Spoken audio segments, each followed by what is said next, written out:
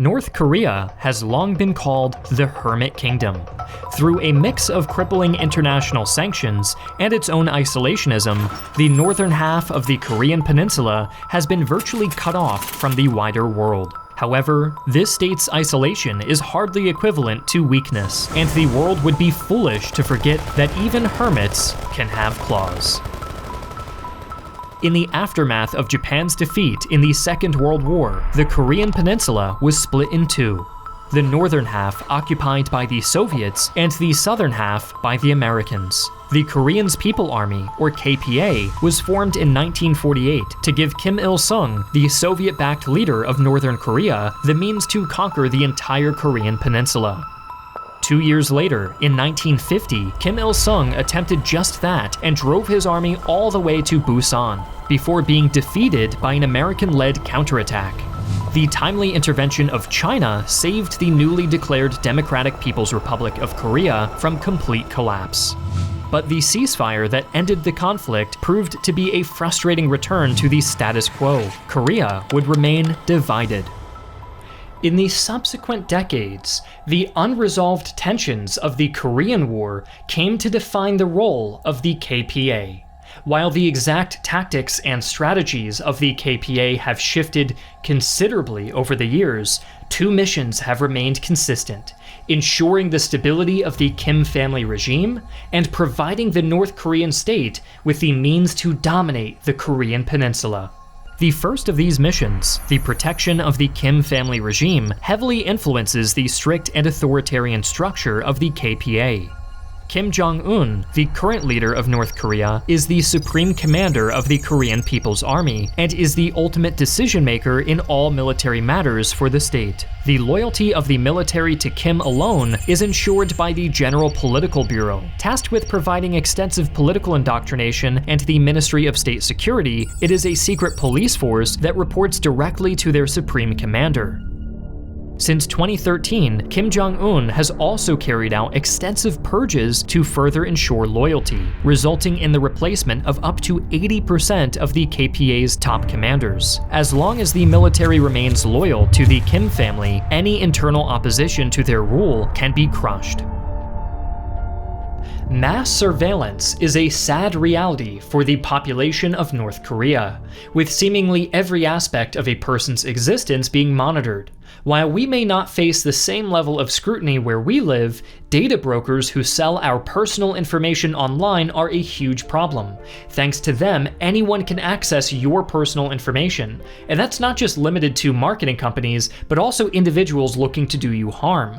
Fortunately for us, we have the right to protect our privacy and personal information, and that's why I'd like to recommend the sponsor of today's video, Delete Me, a hands-free subscription service that will remove your personal information from being sold online from hundreds of data broker websites on your behalf, helping to keep you safe from identity theft, phishing scams, and harassment. We recently tried out Delete Me and were impressed by how easy it was to set up. You simply need to provide the requested data, and Delete Me will do all the work and update you with things like the number of sites they removed your data from and total pieces of personal information found and removed on your behalf. Support our channel today and get 20% off your Delete Me plan when you go to joindeleteme.com/historian and use promo code historian at checkout. That's joindeleteme.com/historian, code historian. The second mission of the KPA, the domination of the Korean peninsula, is closely linked to the geopolitics of North Korea and has shifted significantly over the years. In the immediate decades following the Korean War, strong Soviet and Chinese aid gave North Korea a technological and economic edge over its southern neighbor, emboldening the nation's military planners to build an army that could go on the offensive and strike deep into South Korean territory. With the collapse of the Soviet Union in 1991, however, economic and military aid to North Korea halted, and the country entered an economic and humanitarian death spiral that it has never truly recovered from. Additionally, as the economy and population of South Korea rapidly grew, it became increasingly unlikely that North Korea could win any conventional military campaign on the peninsula. Once the more powerful of the two Koreas, North Korea increasingly found itself on the back foot. The present-day strategy and structure of the KPA reflects this unfavorable reality. Gone are the days where North Korean planners imagined sweeping offensives into the south. Instead, the Korean People's Army has increasingly focused on asymmetric warfare, deterrence, and coercion. If the KPA cannot dominate the Korean Peninsula through conventional means, it will dominate it through fear. While North Korea is one of the world's poorest countries, it spends up to 25% of its GDP on defense and possesses the world's fourth largest military, with nearly 1.3 million active personnel. Of the 5 service branches of the KPA, the Strategic Force has become by far the most important in North Korea's national defense strategy. Although North Korea's nuclear program dates back to the 1950s, North Korea's nuclear capabilities have quite literally exploded since its first successful nuclear test in 2006. Under Kim Jong-un in particular, North Korea's nuclear arsenal has grown exponentially. While the exact size and capabilities of the country's nuclear stockpile is unknown, recent estimates suggest that North Korea possesses between 35 and 65 nuclear devices, with anywhere from 4 to 12 added every year.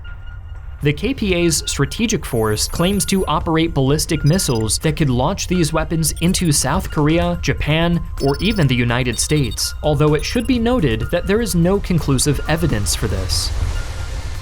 For North Korea, the possession of nuclear weapons acts as a key deterrent and bargaining chip, signaling to the world the cost of any potential assault on the country.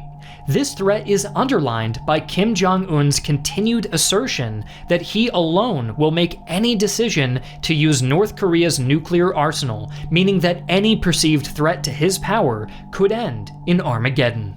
The largest branch of the KPA, the ground force, also plays a key role in North Korea's strategic calculus. With over 1 million soldiers, 4,000 tanks, and 21,000 artillery pieces, the ground force still forms the core of the Korean People's Army's strength. Despite its vast number of soldiers and armored vehicles, however, the ground force is judged largely incapable of carrying out large-scale offensive operations due to its limited logistics and hopelessly outdated equipment. While most frontline divisions of the ground forces operate Cold War-era equipment such as the T-62 or BTR-60, the KPA does still field equipment as old as the T-34.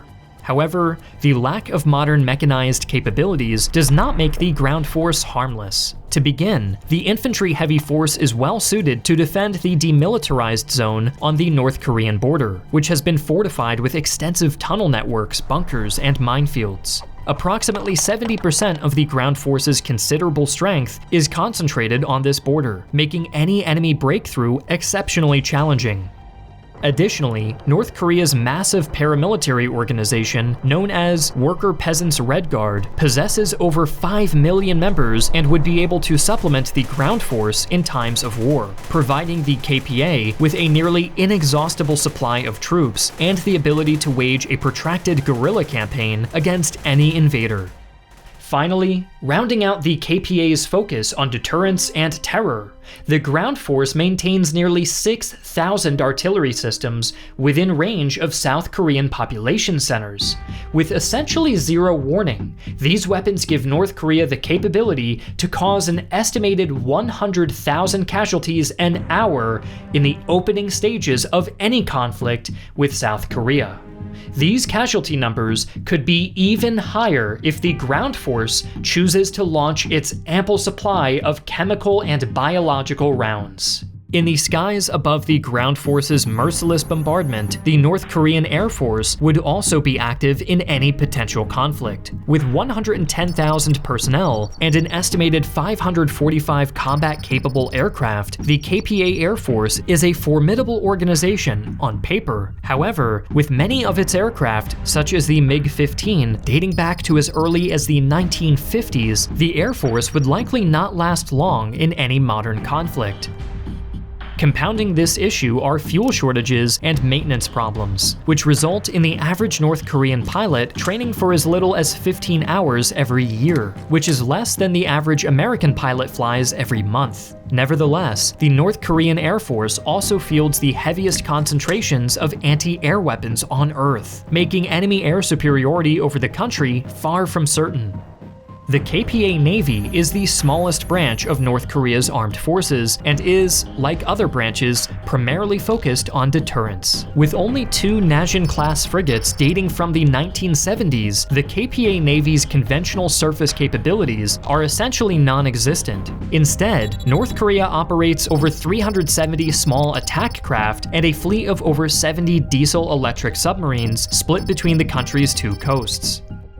While most of these systems are significantly outdated and would likely serve as little more than target practice to more modern navies if they ventured too far from North Korea's coast, the sheer number of these craft means that they could prove sufficient to threaten supply lines and disrupt any attempted amphibious attack. Standing out from the rest of its fleet, however, North Korea has built 2 submarines claimed to be capable of launching ballistic missiles. Though the true ability of these craft to successfully launch a nuclear warhead remains an open question, the world may never want to find out.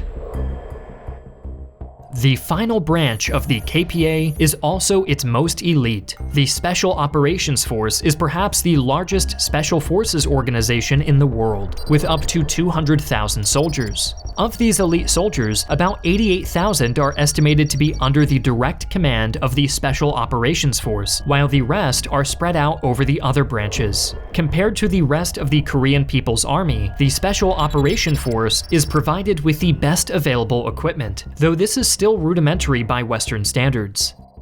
In independent operations, special forces are trained to be inserted behind South Korean lines through either amphibious or airborne methods. These elite personnel would then be tasked with disrupting South Korean supply lines and targeting critical infrastructure. At the unit level, special operations soldiers also provide reconnaissance and light infantry capabilities to the less well-equipped ground force. Complementing their conventional military, North Korea also possesses potent cyber warfare capabilities. North Korean cyber operations support the country's military goals by giving the Kim regime a deniable way to spy on and intimidate its adversaries.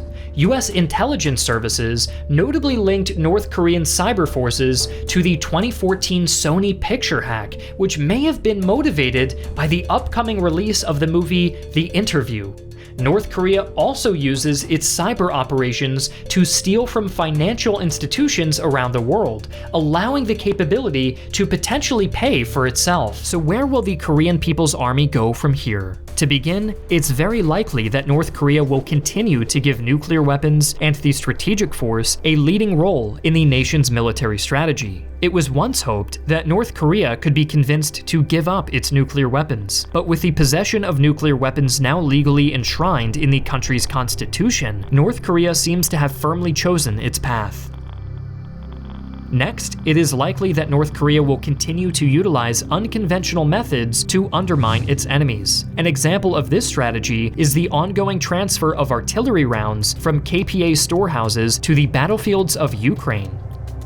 Finally, even though North Korea's nuclear capabilities will likely continue to advance, this will probably not be the case for the rest of the KPA's arsenal.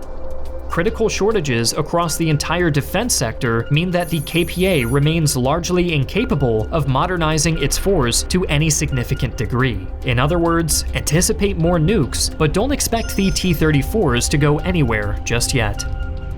The Korean People's Army remains a deadly threat to any would-be invaders, but many shortcomings remain. Forged in the violence of the Korean War, the KPA is well suited to the defense of its homeland and focuses its relatively limited resources on deterrence and terror. Cold War-era equipment and poor logistics make any offensive operation into South Korea a virtual non-starter, but KPA artillery and missiles could still devastate South Korean population centers at a moment's notice. More worryingly, as North Korea acquires the material for up to 12 nuclear devices every year, the chances for peace on the Korean Peninsula grow ever closer to going up in smoke.